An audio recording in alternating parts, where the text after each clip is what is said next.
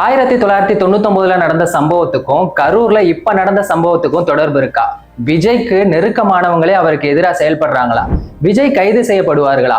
இந்த சம்பவத்துக்கு விஜய் எதுவுமே பேசாம மௌனமா இருக்கிறதுக்கான காரணம் என்ன? ஹாய், நான் உங்க தேவா. இதை பத்தி நீங்க முழுசா தெரிஞ்சுக்கணும்னா வீடியோவை ஃபுல்லா பாருங்க. 1999 டாக்டர் கிருஷ்ணசாமி புதிய தமிழகம் கட்சியோட தலைவர் மற்றும் சமூக ஆர்வலர். திருநெல்வேலி மாவட்டம் மாஞ்சோலை சம்பவத்தில் அவரோட பங்களிப்பு ரொம்ப முக்கியமானது. இது திமுகவுக்கு எதிரான ஒரு போராட்டம்.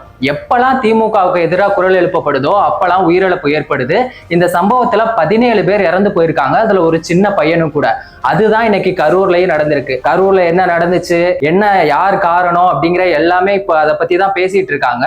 சோ இப்ப என்ன நியூஸ் அப்படின்னா, விஜய்க்கு எதிராக செயல்படுறாங்க யாரு? விஜய்க்கு ரொம்ப நெருக்கமானவங்களே. விஜயும் த்ரிஷா அவர்களும் எவ்வளவு க்ளோஸ் அப்படின்னு நம்ம எல்லாருக்குமே தெரியும். விஜய்க்கு எதிராக போடப்பட்ட ஒரு போஸ்டை த்ரிஷா அவர்கள் ரீபோஸ்ட் பண்ணிருக்காங்க. அதுக்கப்புறமா டெலீட் பண்ணிருக்காங்க.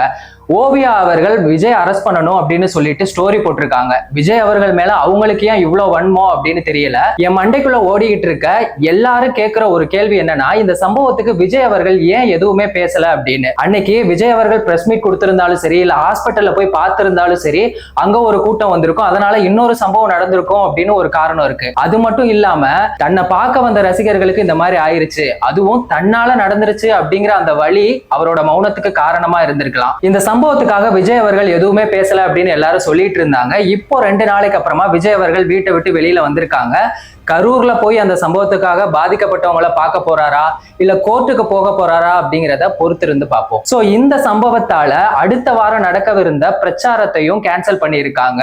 அது மட்டும் இல்லாம தாவேகாவோட பொதுச் செயலாளர் புசியானந்த் அவர்கள் மேல வழக்கு பதிவு போட்டிருக்காங்க. என்ன ரீசன் அப்படின்னா, கரூர்ல நெரிசல் ஏற்படும், அதனால அசம்பாவிதம் நடக்கும்னு சொல்லியும் அதை அவர் கண்டுக்காம இருந்ததுனாலையும், தனியார் மற்றும் பொது சொத்துக்களுக்கு சேதம் விளைவித்ததுனாலையும் சொல்லியிருக்காங்க. அவர் மேல மட்டும் இல்ல, கரூர் மேற்கு மாவட்ட செயலாளர் மதியழகன் மற்றும் நிர்மல் குமார் அவங்க மேலையும் வழக்கு பதிவு போட்டிருக்காங்க. விசாரணை நடக்கும்னு சொல்லியிருக்காங்க. அதுக்கு அவங்க வரல அப்படின்னா கைது செய்து விசாரணை நடக்கப்படும் அப்படின்னு காவல்துறை சொல்றாங்க. இந்த சம்பவம் முழுக்க முழுக்க விஜய் அவர்களோட அலட்சியம் தான் காரணம். சோ அவரை அரெஸ்ட் பண்ணணும் அப்படின்னு சொல்லிட்டு ஒரு பக்கம், என்ன நடந்தாலும் விஜய் அவர்களுக்கு நாங்க சப்போர்ட்டா இருப்போம் அப்படின்னு இன்னொரு பக்கம்.